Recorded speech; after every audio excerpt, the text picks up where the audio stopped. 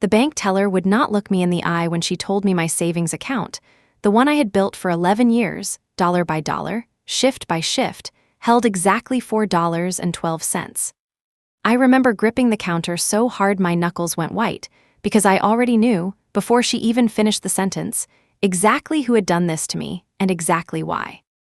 $52,360, gone, transferred out 3 days earlier by someone who had access to that account because I had once foolishly, trustingly, added her as a joint holder just in case of emergencies. My mother's name was on that account, and my mother had emptied it to pay for my brother's wedding. When I confronted her that night, standing in the kitchen I had grown up in, she did not even have the decency to look ashamed. She looked annoyed, like I was the one being unreasonable. "You're just a girl, Delphine," she said, wiping down a counter that did not need wiping, refusing to even turn around and face me. "You don't need that kind of money. Dominic is starting a family. He needs it more than you do." I left that house 40 minutes later with one suitcase, a coat that was too thin for October, and $300 I had hidden in a shoe because some instinct, some ugly little voice, had warned me for years that this day might come. I did not know then that 5 years later, my mother, my brother, and his new wife would walk into a glass office on the 40th floor of a building in downtown Denver, sit down across from a desk, and wait for the CEO to arrive, having no idea that the woman about to turn her chair around to face them was me. My name is Delphine Marchetti, and this is the story of how my family decided I was worth nothing, and how I built a life that made them choke on that decision.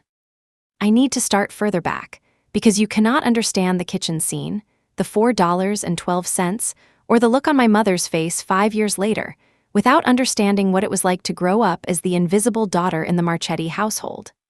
My parents, Carmela and Anthony Marchetti, raised 2 children in a modest brick house in a working-class neighborhood outside Cleveland, Ohio. My father worked at an auto parts plant for 31 years and came home too tired most nights to have an opinion about anything, let alone stand up to my mother. My mother, Carmela, ran that house like a queen running a small, poor kingdom, and in her kingdom there was only ever one heir who mattered, and it was not me. It was my younger brother, Dominic. I was the older child by 3 years, and from the earliest memory I have, I understood the hierarchy. When I brought home straight-A report cards, my mother would glance at them and say something like, "Good, good," before turning her full attention to whatever Dominic had done that day, even if what Dominic had done was mediocre at best. When I made the honor roll in 7th grade, there was no celebration.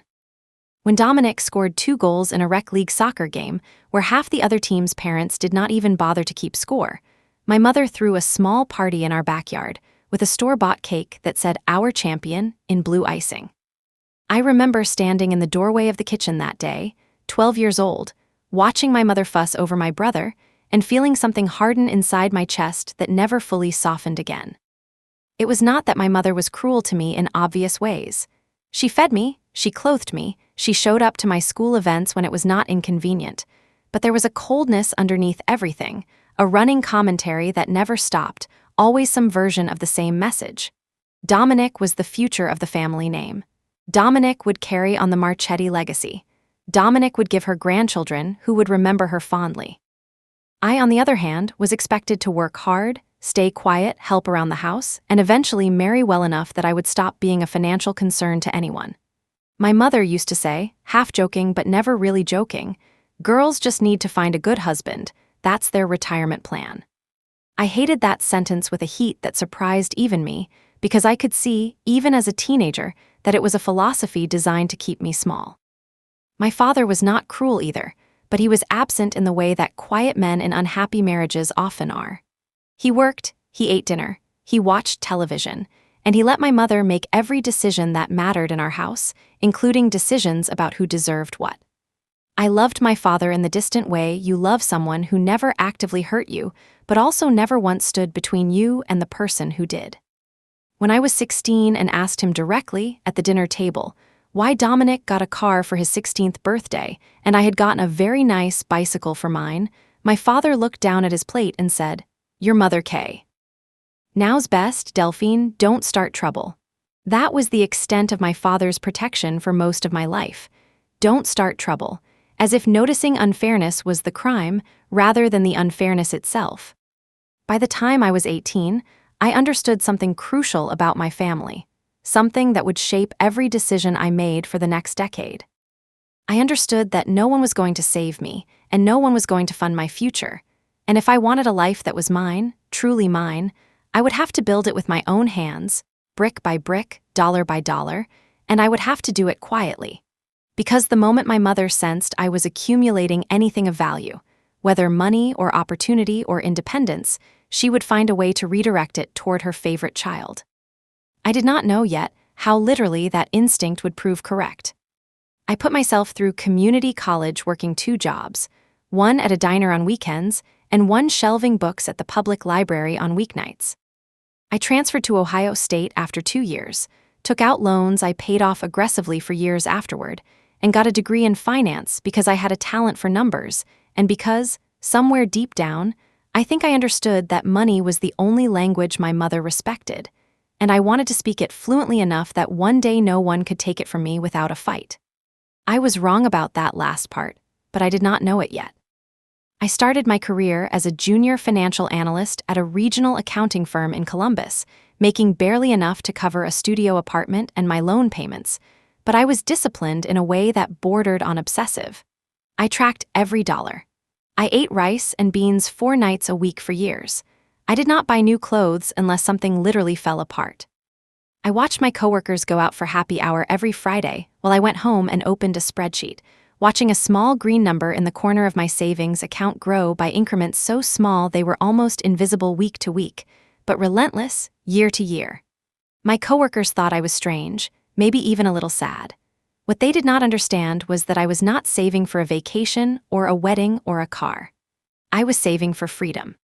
I wanted, more than anything else in the world, to one day open my own consulting practice, to work for myself, to never again have to depend on anyone's approval or generosity for my next meal or my next opportunity. It took me 11 years. 11 years of rice and beans, of turning down trips, of watching my 20s and part of my 30s disappear into spreadsheets and modest raises and careful, almost paranoid budgeting. By the time I was 32 years old, I had $52,360 sitting in a savings account, and I had finally started drafting a business plan for my own boutique financial consulting firm. I had even started looking at small office spaces in a business park not far from my apartment. I was so close to the life I had built in my head for over a decade that I could taste it. And then Dominic got engaged. My brother, at 29, proposed to a woman named Gianna Lasco after dating her for a little over a year. Gianna came from a family with money, real money, the kind of money that owned a chain of Italian restaurants across 3 counties, and I think that fact alone sent my mother into a kind of frenzy I had never witnessed before, not even during Dominic's childhood championship cake era. My mother wanted this wedding to be a spectacle. She wanted the Marchetti name whispered about in the same breath as the Lasco name. She wanted, more than anything, to prove to Gianna's family that we were not simply marrying up, that we belonged at their table as equals. There was only one problem.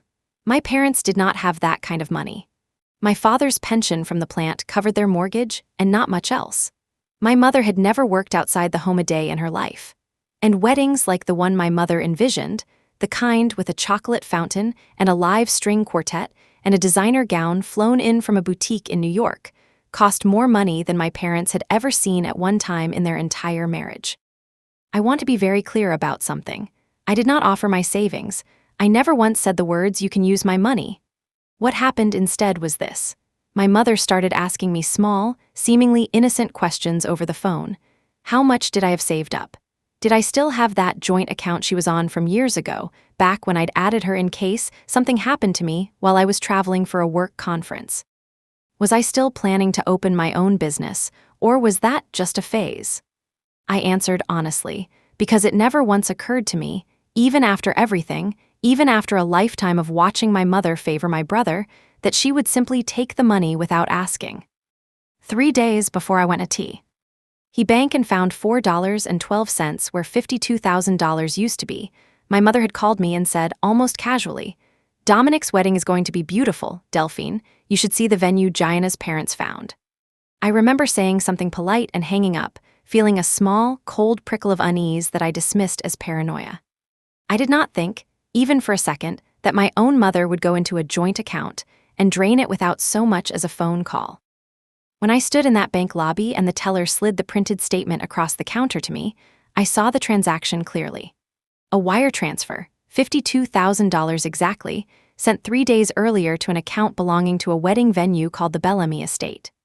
I remember the sound that came out of my own mouth, somewhere between a laugh and a sob, because it was so absurd, so unbelievably cruel, that some small animal part of my brain refused to process it as real.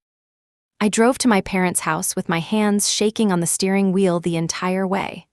I do not remember most of that drive. I remember walking into the kitchen and finding my mother at the counter, wiping it down with a dish towel, humming something under her breath, and I remember the way my voice came out of me, low and strange, not the voice I usually used with her. "Where is my money?" I said. My mother did not even flinch. She kept wiping the counter. "What money?" $52,000, Mom, from the savings account. It's gone. It went to a wedding venue 3 days ago.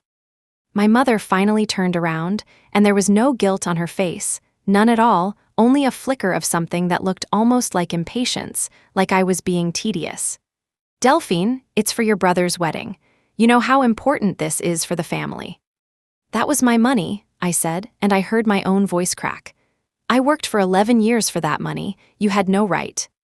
And this is the moment, the exact moment, that changed the entire trajectory of my life, because my mother set down the dish towel, crossed her arms, and said the sentence that I have replayed in my mind more times than I can count in the years since. "You're just a girl, Delphine. You don't need it. Dominic is starting a family. He needs a home, a future, a wife to take care of.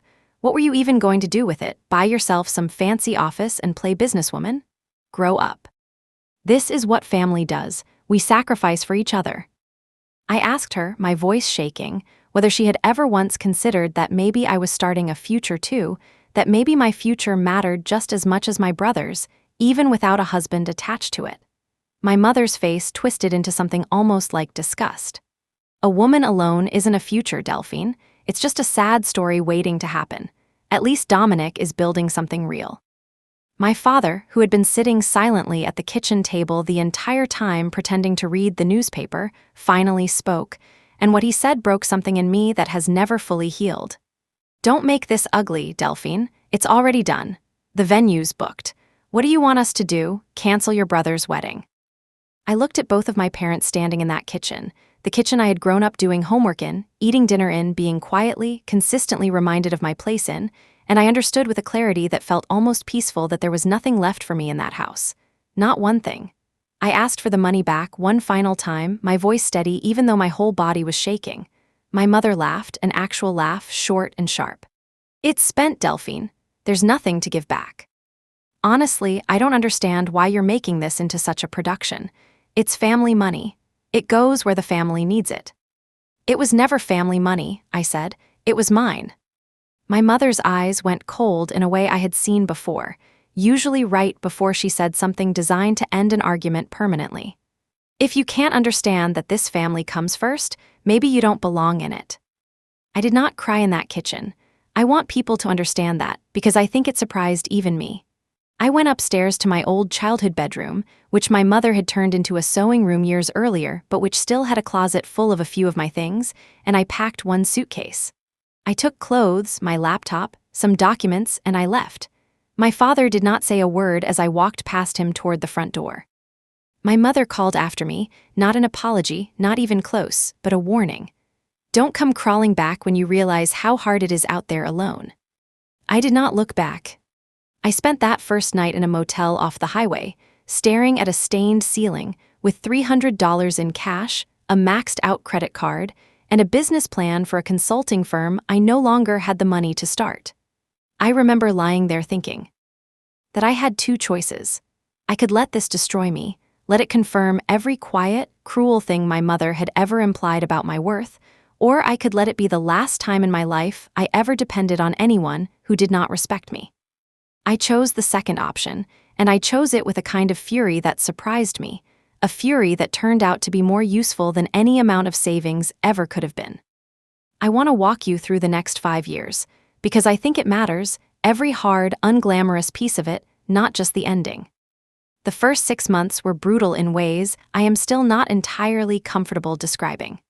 I moved to Denver, a city I had never even visited before, because a former coworker mentioned there was a shortage of financial analysts there, and rent, while not cheap, was more manageable than staying in Ohio near my family. I got a job at a mid-sized accounting firm doing work far below my experience level, because I had no local references and I needed a paycheck immediately, not in 3 weeks after a hiring process. I lived in a studio apartment above a laundromat that smelled permanently of fabric softener and rent late fees. I ate cheaply, worked constantly, and every single night before I fell asleep, I thought about that sentence, "You're just a girl, you don't need it," and I let it become fuel instead of poison. I threw myself into work with an intensity that some people found unsettling. I took on every project no one else wanted. I stayed late without being asked.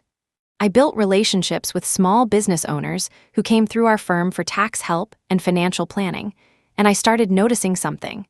A gap in the market that my firm was not filling, a need among small women-owned businesses for financial guidance that treated them as serious enterprises rather than hobbies.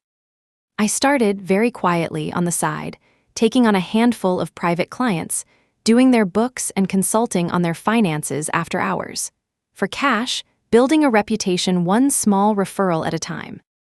By year 2, I had saved enough, barely enough, to leave my accounting job and open a tiny consulting practice out of a shared coworking space.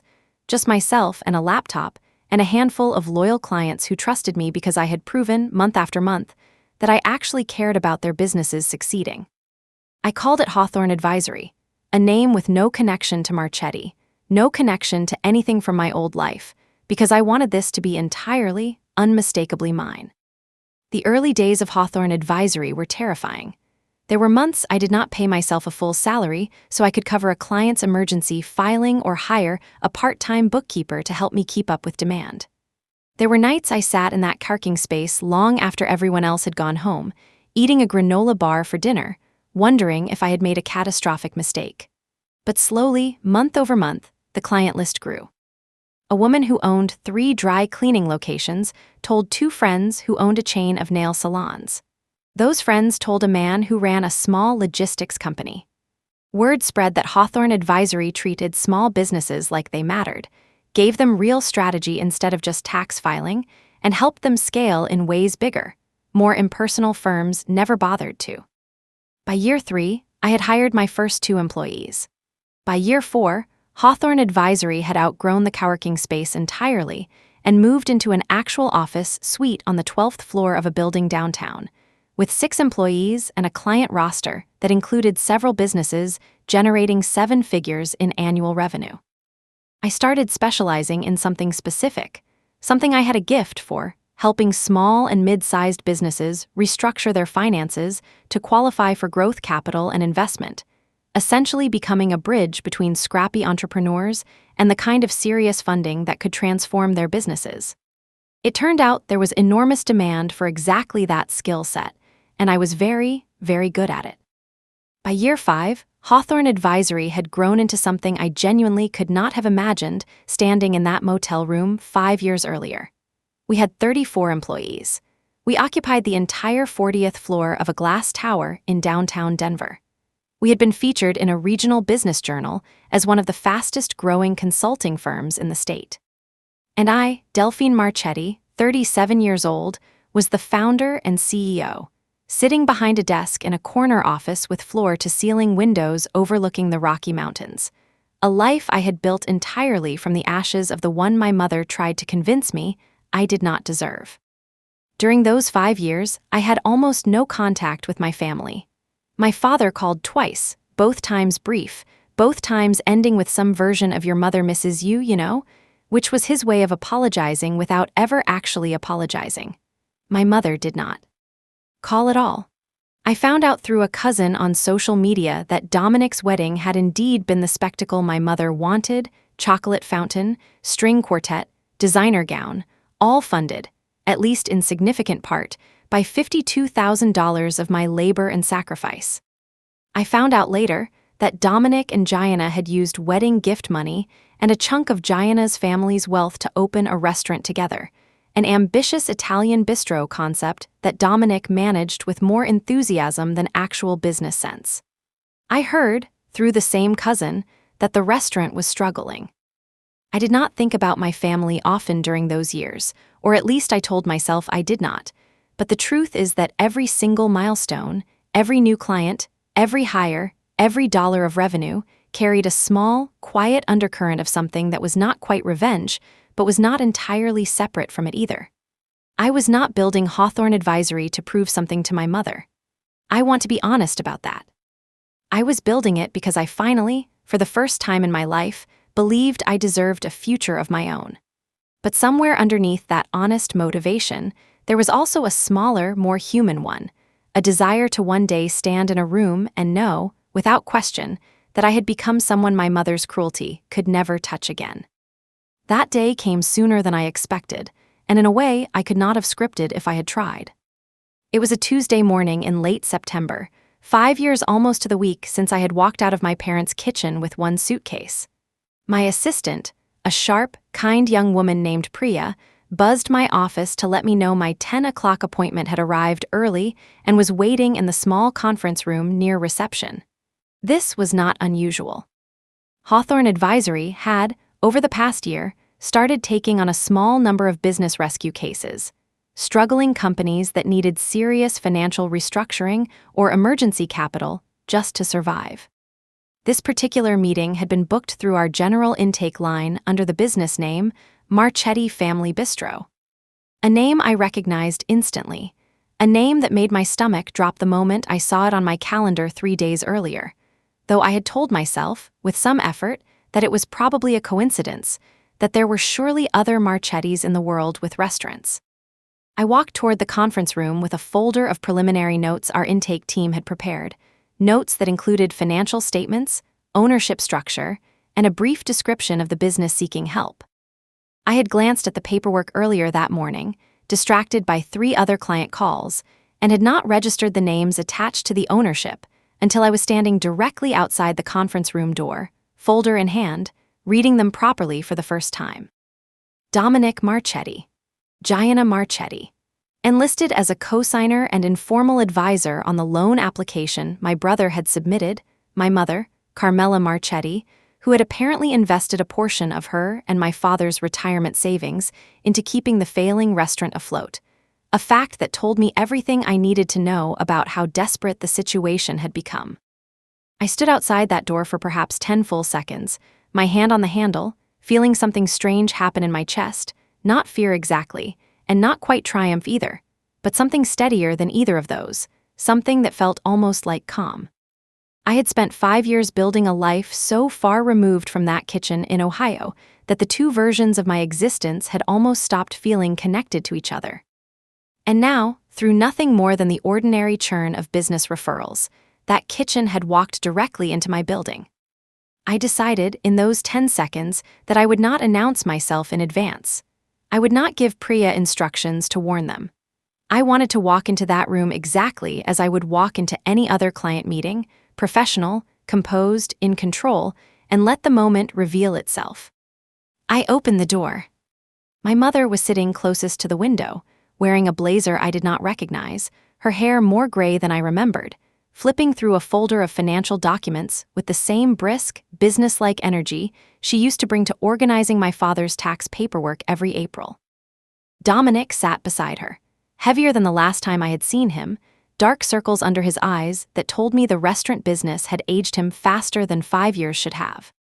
And beside Dominic sat Gianna, still elegant, though her expression had the tight, anxious quality of someone who had spent the last year watching a dream slowly come apart at the seams.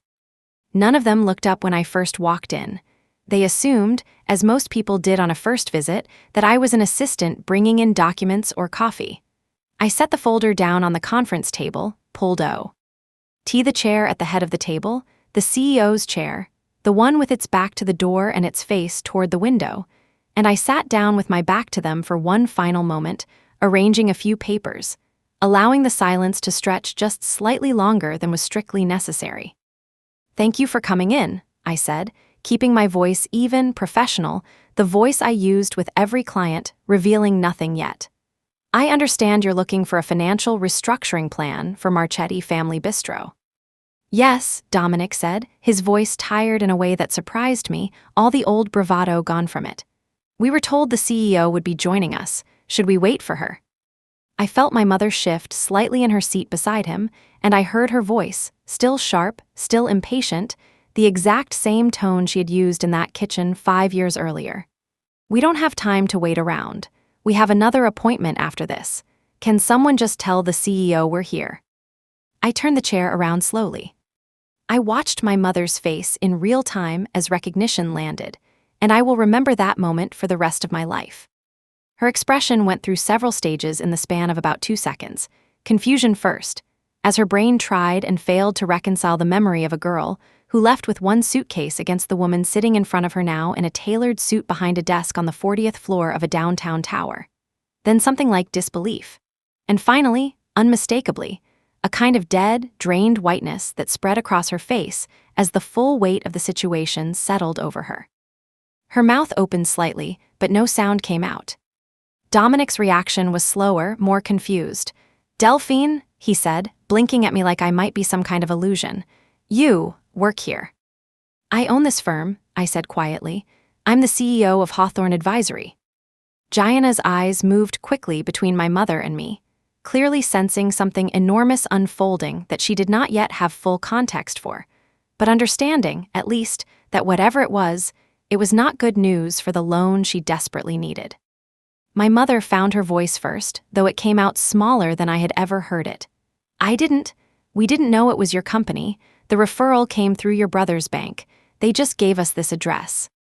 "I know," I said. "I saw the intake paperwork this morning." There was a long silence in that conference room, the kind of silence that has weight and texture, the kind you can feel pressing against your ribs. Dominic looked down at the table, his jaw working like he was chewing on something bitter. My mother's hands, I noticed, had started to shake slightly where they rested on the folder of financial documents, the same hands that had once wiped down a kitchen counter without looking at me, while she told me I was just a girl who did not need her own money. "Delphine," my mother said finally, and there was something in her voice I had genuinely never heard directed at me before, something close to fear. "We didn't come here to ambush you. We need help. The restaurant is failing. We're going to lose everything if we can't restructure the debt. I put in almost $40,000 of your father's retirement to keep it open, and it's not enough, it's still not enough."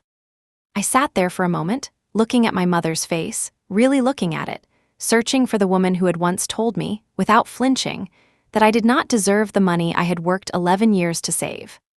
I found her still in there, underneath the fear, but diminished somehow, smaller than I remembered, as though the 5 years since that kitchen had worn away some of the armor she used to wear so easily. "You're asking me for help," I said slowly, "with the same kind of money you told me I didn't need 5 years ago." My mother's face crumpled slightly, and for the first time in my entire life I watched her struggle to find words. "I know what I said. I know what I did. I was wrong, Delphine. I was so wrong, I thought. I don't know what I thought.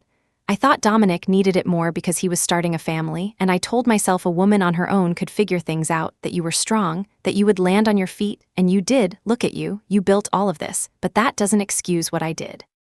I stole from you. I took your future, and I never once said I was sorry." Dominic's voice was quieter, rougher. "I didn't know she took it from your account, Delphine. I swear to you I didn't know.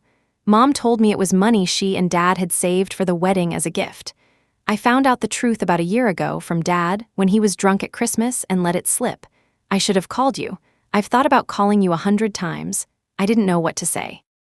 I let all of this settle in the room for a long moment, watching the three of them, my mother pale and shaking, my brother unable to meet my eyes, Gianna sitting silently, clearly wishing she were anywhere else. I thought about the girl in the motel room with $300 and a maxed-out credit card. I thought about the granola bars for dinner, the years of rice and beans, the nights I fell asleep at my desk in the parking space because I was too afraid to stop working even for a few hours. I thought about how much easier all of it could have been, and how much of who I had become was built directly out of the wreckage of that theft. I'm not going to pretend the last 5 years didn't happen, I said finally, my voice steady, though something in my chest ached in a way I had not expected. You didn't just take money from me, Mom. You told me, to my face, that I didn't matter as much as Dominic did, that my future was less real than his because I was a woman. Do you understand what that does to a person? I spent years afterward wondering if you were right.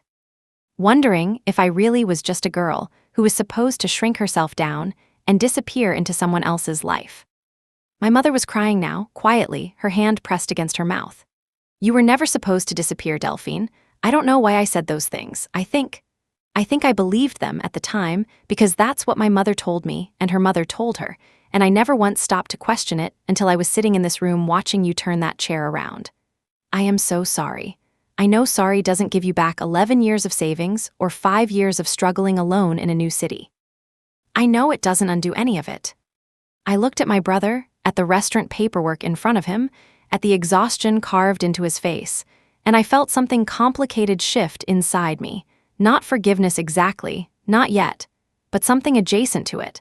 A willingness to at least consider what came next rather than simply closing the door. Here is what is going to happen, I said, and I watched all three of them straighten slightly in their chairs, old instincts returning even in this strange new configuration of power. Hawthorne Advisory is going to review your restaurant's finances the same way we would review any client's finances, thoroughly, honestly, and without sentiment. If there is a viable path to restructuring the debt and keeping the business alive, my team will build it, because good businesses deserve a fair shot regardless of who owns them. But I want to be very clear about something. I am not doing this as your daughter, mom, or as your sister, Dominic. I am doing this as a professional providing a service, the same service I would provide any other client who walked through that door. And this firm does not work for free. You will pay standard consulting rates, and if we extend any bridge financing, it will be under the same terms any other client would receive, no favors, no discounts, no shortcuts because of blood. My mother nodded quickly, almost desperately. Of course, Delphine, of course, whatever terms are fair. And, I continued, my voice quieter now, I want you to understand something else. This meeting does not erase what happened. It does not mean we go back to being the family we were before I left that kitchen. I am willing to have a relationship with you again, slowly, carefully, if you are willing to actually earn it, not just apologize once under pressure because you need something from me. But that is a separate conversation from this one, and it happens on my timeline, not because you need a loan. My mother's face, still pale, still streaked with tears, softened into something I had genuinely never seen from her before, a kind of humility that felt entirely foreign on her features. That's fair, she whispered. That's more than fair, Delphine, thank you. Over the following weeks, my team at Hawthorne Advisory did, in fact, conduct a full financial review of Marchetti Family Bistro. What we found was not surprising. A restaurant with genuine potential undermined by poor cost management, an overly ambitious lease, and a menu pricing structure that made no sense given their target market. We built Dominic and Gianna a restructuring plan, cut their operating costs by nearly 30%, renegotiated their lease with the landlord using leverage my team was skilled at applying, and connected them with a small business line of credit through a partner bank at fair market rates. It was not charity. It was, in fact, exactly the kind of rigorous, unsentimental work Hawthorne Advisory did for every struggling client. The restaurant did not become a runaway success overnight, but 18 months later, it was profitable for the first time since it opened. And Dominic, humbled in a way 5 years of watching me build an empire from nothing had apparently been unable to accomplish, called me every quarter with an update, not asking for anything, just reporting in, the way you might update someone whose respect you were slowly trying to build. My relationship with my mother has been slower, more careful, more guarded than my relationship with Dominic. We speak perhaps once a month now, brief calls that have, over time, gained a small amount of warmth, though I do not think either of us will ever fully forget what happened in that kitchen or what almost happened permanently to our relationship because of it. She has never again suggested that my future mattered less than my brother's. I think, in her own way, watching me sit behind that desk on the 40th floor changed something fundamental in how she understood what a woman could build when given, or when she simply takes for herself the chance to try. My father called me a few months after that meeting, his voice rougher than I remembered, and said something that surprised me more than almost anything else that happened that year. I should have said something back then, Delphine. In that kitchen, I've thought about it every day since you left. I'm sorry I stayed quiet. I'm proud of what you built, even though I know I don't have much right to say that after everything. I did not have a perfect response for him. I told him I appreciated him saying it, and that it mattered, even 5 years too late, and we have been slowly, carefully rebuilding something small and honest between us ever since. I think about that motel room often, the stained ceiling, the $300, the $4.12 that used to represent everything my mother thought I deserved.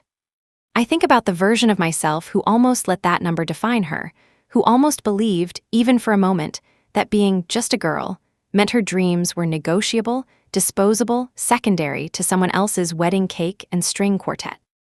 I built Hawthorne Advisory out of the wreckage of that belief, not to prove anything to my mother, though I will admit there was a certain satisfaction in watching her face turn dead white in that conference room, but because somewhere along the way, standing at that bank counter with the truth of what had been taken from me, I decided that no one, not my mother, not my father's silence, not a lifetime of being told my future mattered less, would ever again get to decide what I deserved.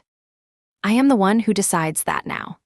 I built the desk I sit behind, the company that bears my chosen name instead of the one I was born into, and the life that no longer bends itself around anyone else's idea of what a woman is allowed to want. My mother took a suitcase's worth of belief in myself away from that kitchen with me 5 years ago, thinking she was leaving me with nothing. What she actually left me with was the one thing that mattered more than any amount of savings ever could have, the absolute certainty that I would never again let anyone convince me I was not enough, simply because I happened to be a woman standing in a room full of people who assumed my future was worth less than theirs.